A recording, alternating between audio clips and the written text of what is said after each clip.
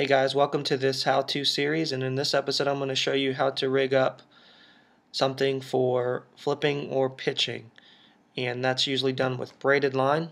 I prefer 65-pound test. You're going to be fishing in heavy cover, so you're going to need to pull the fish out quickly, and you're going to need something strong that's not going to snap when you hook into that monster. Okay, so 65-pound braid is what I use. Some guys go up to 80, some guys go down to 50. You can also use fluorocarbon, but I choose braid most of the time. All right. First thing you're going to do is you're going to put a bobber stop on, which some guys don't use a bobber stop, but most guys do. And this is what bobber stops look like. And you can find this Tackle Warehouse, Bass Pro Shop, your local tackle store might carry it. All right. Put your line through this little loop, and then all you do is pull the bobber stop. And then now you have a little plastic bobber stop, and that's going to keep your weight from sliding up and down. Okay, so just kind of pull that up your line because you don't need that right now. Take your weight, whatever you're going to use. I prefer tungsten because you can get away with smaller weights, and most guys do too. This is a 3/4 or 1 ounce, I forget, but I'm going to put this on, slide it up, and notice I got that bobber stop, so that bobber stop is keeping it from going further up the line. Okay.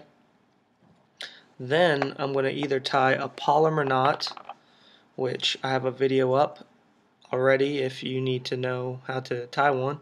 I like Palomar knot or a snell knot, whatever you guys prefer. A lot of guys like to use a snell because it actually tips the hook up, and a lot of guys like straight shank hooks, and I do too for the most part, but right here I got an offset hook, and this is a 5/0, which this is about the right size you want.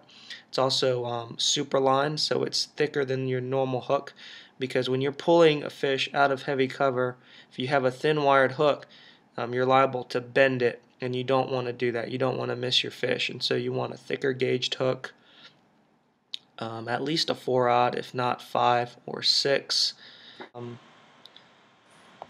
Got my big tungsten weight, slide that down, there it is, and I got my bobber stop. I'm going to slide my bobber stop down. Now I got a compact hook and weight. It's not going to go anywhere, and some guys give it a little slack there just so you can have a little bit of give there. Alright, then you're going to go ahead and rig up your bait however you like it. This is a baby brush hog. Normally I use some kind of creature bait. Alright, so you got your hook, you have your bait, your tungsten weight, and right above that you have your bobber stop.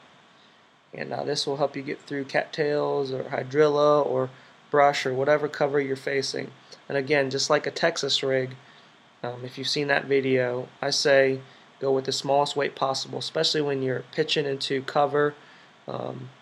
When that weight plunks down, sometimes it can scare the fish, and you don't want a big old weight crashing through there most of the time. You want a smaller weight and something that's going to keep the fish right at your target, so when you put that bait down, it's going to come nose down, and the fish, you're going to snatch it up, and you're going to set the hook and hammer back on your rod, and hopefully land a monster. Hope this helps, guys. Here's your setup. Again, bobber stop, tungsten weight, use heavy braided line or heavy fluorocarbon, your heavy gauged hook, and some kind of soft plastic.